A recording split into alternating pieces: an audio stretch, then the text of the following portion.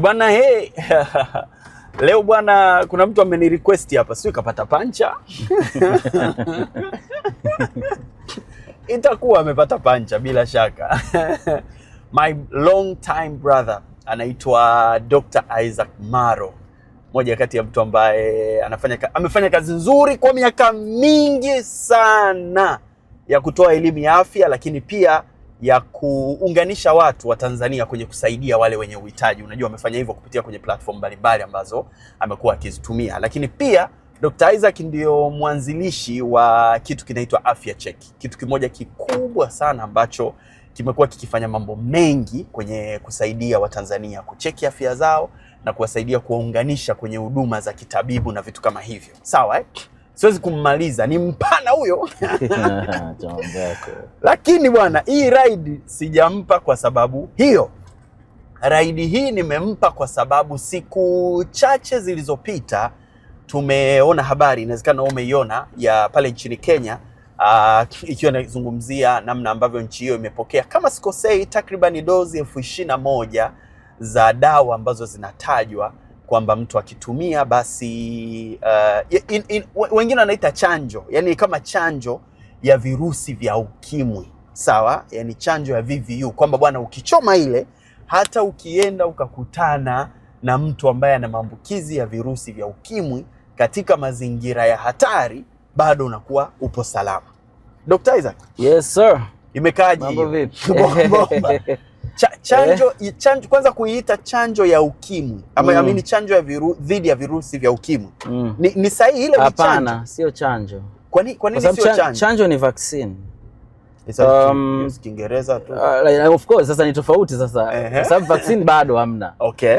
Ingawa ukizungumzia chanjo, tukiangalia miaka 30 iliyopita, maana sasa hivi ukimwi tangu umeanza sasa hivi ni mtu mzima chief, sio? Kabisa. Ana 40 plus, maana silikuwa 1980. Sasa hivi ana 46 huko, yani ni mtu mzima, pengine ana wajukuu. Safari ya kuanzia ugunduzi mpaka leo kuna mengi sana yametokea. Na vita kubwa imekuwa kwenye kutafuta dawa. Ndio. Ya kumaliza kabisa. Kwa sababu changamoto kubwa iliyopo mpaka sasa hivi tunapozungumza 2026 ni kitu kinachoitwa reservoir. Okay. Reservoir ni mabaki. Yani HIV ameshafika hatua ambapo sasa hivi amebutuliwa kiasi cha kwamba anaweza kapungua kabisa. Lakini ni kama tenki la mafuta, yani kuna mafuta tu yatabaki. Yani huwezi kumaliza kabisa, kuna masalia yake. Reservoir. Sasa ndipo hapa inapokuja issue kama chanjo na dawa na nini. Chanjo nazo wataalamu wamepambana sana kujaribu kutafuta chanjo. Lakini chanjo mpaka leo hakuna, ndio maana nasema huwezi kuita chanjo. Ila kuna mafanikio makubwa, maendeleo makubwa sana inapokuja kwenye kujifunza kwenye swala la chanjo. Okay. Kwa mfano, sasa hivi kwenye chanjo tafiti ambazo zinafanyika sasa hivi ambazo bado hazijaanza kufanya kwa binadamu, zinaitwa preclinical. Ndio. Zimeweza kuchukua kitu kinachoitwa antibodies, walinzi wa mwili ambao wana uwezo wa kumneutralize, wa kumweka under attack kirusi. Kwa hiyo hapo ndipo tulipo. Na unaweza kudhani ni kitu kidogo sana, ni safari ndefu mno. Kwa sababu kama imefika hatua hiyo, maana yake ni kwamba itakapoenda mbele, lakini ujinga ni kwamba tafiti zinachukua muda mrefu. Yaani hapa nazungumza ni imefanywa kwa panya, bado ipo kwenye preclinical. Haijafika hata stage ya binadamu. Itachukua muda mrefu. Lakini kama itafanikiwa, maana yake ni kwamba hii chanjo itakuwa na uwezo wa kufanya kama chanjo nyingine. Kwa sababu chanjo inachofanya, chanjo zote sio kwamba zinazuia kiumbe kinacholeta ugonjwa kisiingie mwilini. Inakiruhusu kinaingia kwa sababu sio kazi yake. Okay. Ila yeye uwezo wake ni kufanyaje? Kuhakikisha kwamba walinzi wako wa mwili wana uwezo wa kukihimili kile, kukiweka under control. Bana sikiza brother, umeingia nyumba sio yako. Tulia hapo kwa mpole. Kwa hiyo unachotufundisha dokta ni kwamba chanjo haizuii ugonjwa usiingie. Haiwezi kuzuia kwa sababu kama let's say kwa mfano COVID-19 ndio siku inaingia kwa njia ya hewa. Kwa hiyo wanaingia, sio kwamba hawezi kuingia kwa sababu haiwazuii. Sema ilichokuwa inafanya ni kufurumusha mwili huko na walinzi wake. Bwana sikiza, kuna huyu adui. Huyu mtambue kama adui, akiingia kisha kwamba mnamdhibiti. Kwa hiyo ndio ilichokuwa inafanya. Kwa hiyo chanjo ndio kazi yake, kuambia mwili, kuchangamsha mwili na kukumbusha kama wana huyu jamaa ndio adui. Pambana naye. Ni kama wewe kama unafuga, kuna watu wanafuga mbwa. Mbwa ambao wako trained. Ambao mbwa anakuwa trained kiasi cha kwamba yeye kazi yake mwizi anaingia, anachofanya ni kuhakikisha kwamba yule mwizi anamweka under control. si ndio? Kuna wale mbu ambao wanakulaza, yani unalala chini. Ukitaka kuinuka ndo anakubwekea. Okay. Ukitulia unatulia mpaka mwenye nyumba yake aje. Okay. Akiamua kukushoot fresh.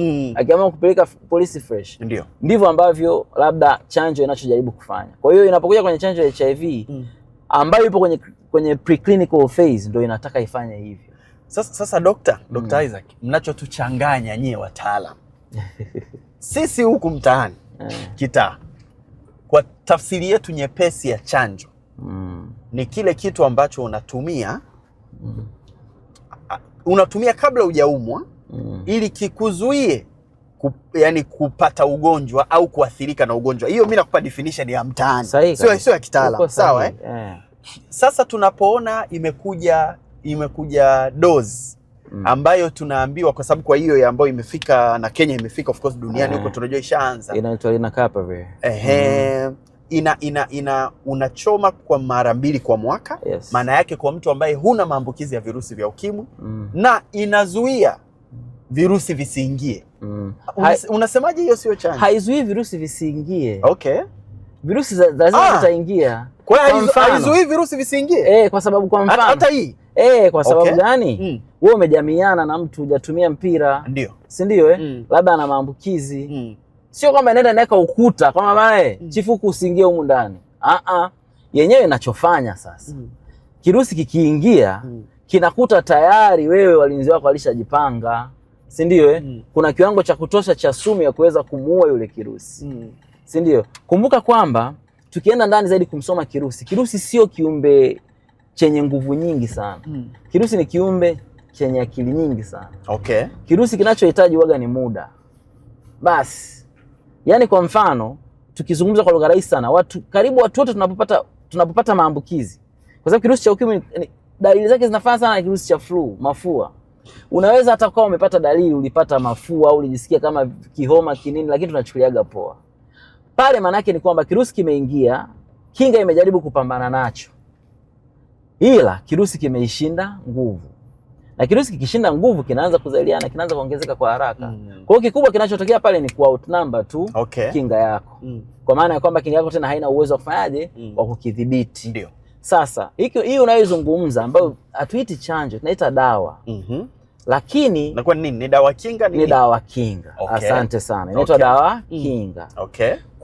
Kwenye ulimwengu wa vita dhidi ya maambukizi ya virusi vya ukimwi, baada ya kuona kwamba tunashindwa kupata dawa ya kukiua kabisa, si ndio pambano likao kuhakikisha kwamba dawa za kufubaza zinaboreshwa, ambayo hiyo siza kwa miaka yote tangu HIV imegundulika mpaka leo, ndio mafanikio ni makubwa mno. Tukirudi nyuma siza miaka ya mwanzo ya 90 80, ndio wakati dawa ndo zinaanza kugunduliwa.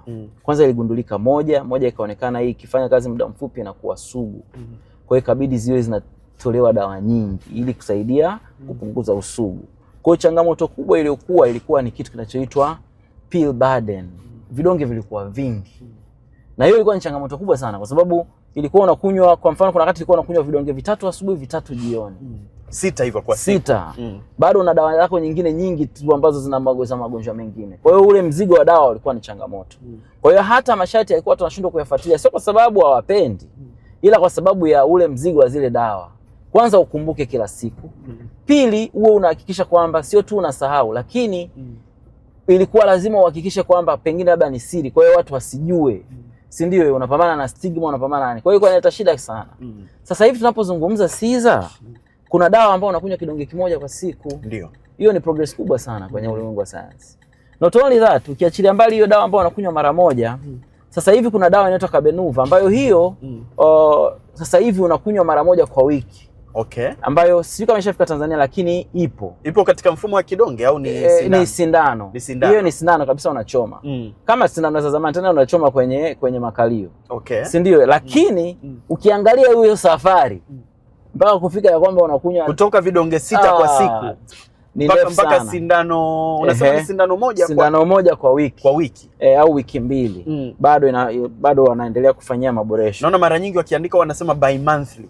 Manake ni kama ni mara 2 kwa mwezi. Kwa mwezi. Manake ni wiki mbili. Wiki mbili sindano moja. Kutoka vidonge 6 kwa siku. Okay. Ambayo hiyo sio ya kubeza kusema kweli, ni safari ndefu sana.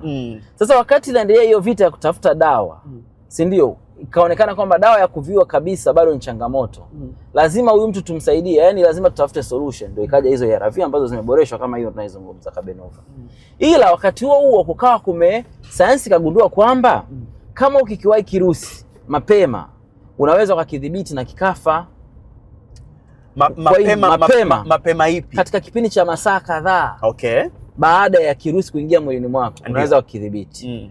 Kwa hiyo kilichotokea pale ikagundulika, wakatengeneza mfumo unaitwa PEP, ambapo huu ni mfumo rasmi kabisa wa kumsaidia mtu ambaye pengine amepata maambukizi au amepata maambukizi aweze kupata udhibiti wa vile virusi. Okay. Si ndio?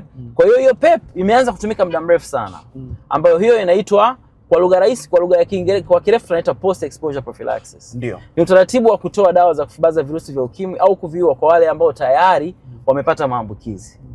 Changamoto pekee iliyopo ni time sensitive. Inatakiwa katika kipindi cha masaa 70 na ngapi? 72. Uwe tayari ushakunywa zile dawa.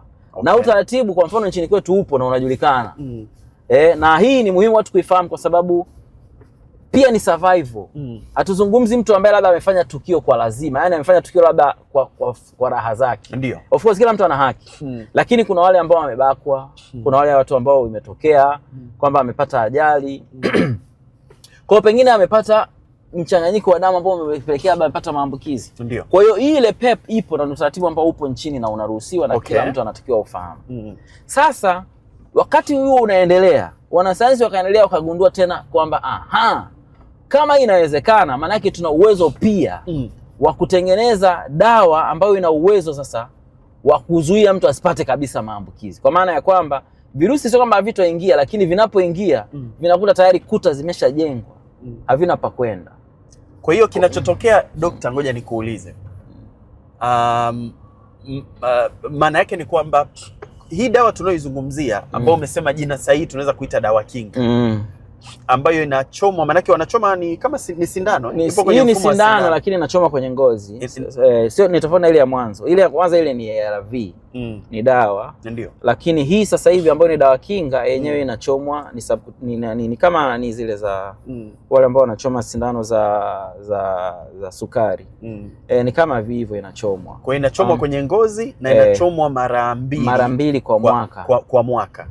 Hii maana yake inakwenda inatengeneza mazingira kama unavyosema kwamba kirusi kikiingia kinakuta tayari kinga yako iko thabiti, kwa maana ya kwamba walinzi wako wako thabiti kabisa. Kwa hiyo wanaweza wakakipiga. Kwa hiyo kichenye kinapoingia kirusi kinataka kilete vurugu, kinakuta wa jamaa washaka vikosi vishakaa sawa. Kwa hiyo ina maana kwamba sio kwamba, ndio maana narudia tena, sio kwamba maambukizi uyapati. Kwa sababu akizui wewe hujatumia kondom, haizui usipate maambukizi, utayapata, lakini itakuta tayari wewe kinga yako iko thabiti. Okay. Kwa hiyo itazuia. Kinachotokea ni nini? Vile virusi baada ya muda vinakufa mwilini au vinakufa. Kwa maana yake ni kwamba mwili unakuwa na uwezo wa kuua virusi.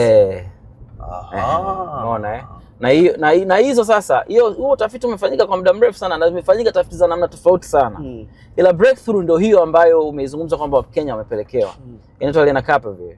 Ambayo hii ni group la dawa zinaitwa long acting.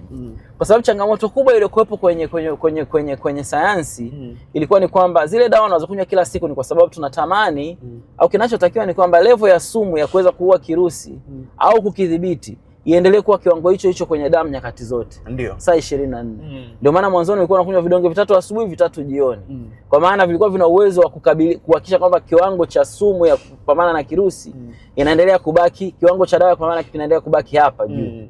Si ndio? Lakini ilikuwa inaweza kama saa 12 peke yake. Okay. Umeona Kwa hiyo pambano kubwa likawa ni kwamba sasa tunafanyaje? Tuweze kuwa tunatumia dawa moja labda kwa mfano ambayo itakaa saa 24.